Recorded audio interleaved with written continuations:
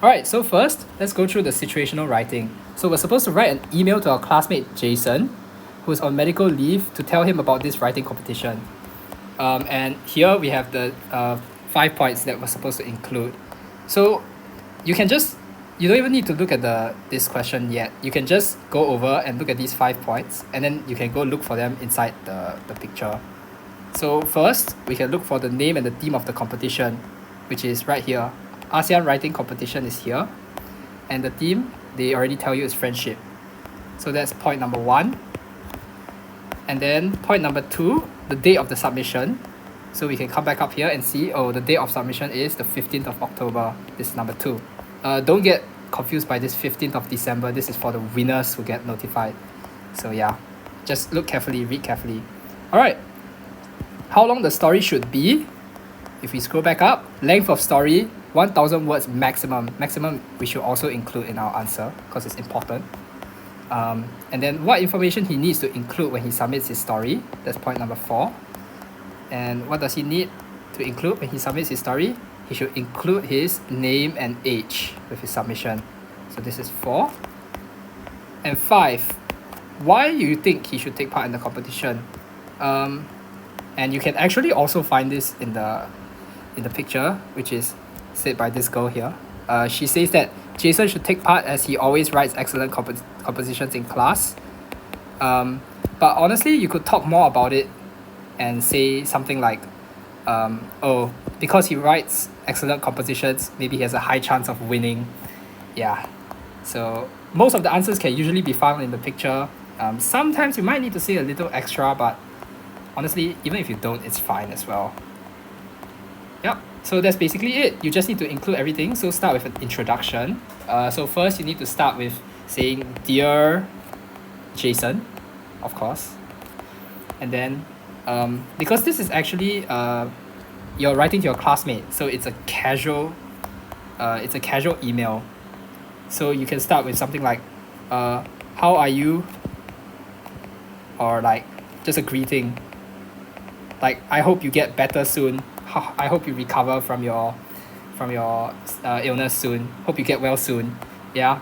And then you can go straight to the purpose, which you actually don't need to include the purpose, but for clarity's sake, and it also helps to like remind yourself why you are writing this email. So which is to tell you about this writing competition and recommend that he should join. Yeah, why you think he should take part in the competition. So tell him about competition and recommend him to join. Alright, and then that's basically your first paragraph. And then your second paragraph can be all the information from here, the key information. So yeah, you can just honestly just list it out as long as it's it reads properly. Like, you're not just writing the points, you have to write full sentences. As long as it reads fine, it should be pretty good. And then for the ending, third paragraph ending, you can just say, usually it's because usually you're asking someone for something during the emails. So usually you can just end with, I hope you do whatever I asked, or I hope you reply me, or something like that. So in this case, it will be, I hope that I have like something like, I hope I have persuaded you. I hope you can get well soon and join the competition, or something like that. And I hope you win, or something like that. Then you can just end it with like, regards, best regards. And then, well, imagine you're Tom, so you can put Tom. Yeah, your name is Tom. Yep. And that's it for the situational writing. Pretty simple. Alright, moving on to continuous writing. So you have to write a composition about being motivated. So the main topic is about being motivated. And you get these 3 pictures. So this third picture can be used in basically any composition that you write regarding being motivated. Because usually, well, if you're being motivated, usually you're being motivated by a reward or something like that. Like, that will be the easiest to write. So like, well done could be a reward, I suppose, to help you in this picture. Alright, and then you can also include who or what motivated the person. So yeah, that's what I was saying. most usually is a reward or something that the person wants, right? Yeah. And how did the person achieve that goal? So, yep, that's basically what you have to write. So an example would be, if we use this first picture, we can say, oh, for example, the story goes like, I don't know, let's use Tom again. So let's say Tom did very badly for an exam, and he didn't want to study anymore because he felt very sad. But then, I don't know, maybe his mom told him he would get, she'll buy him something if he did well.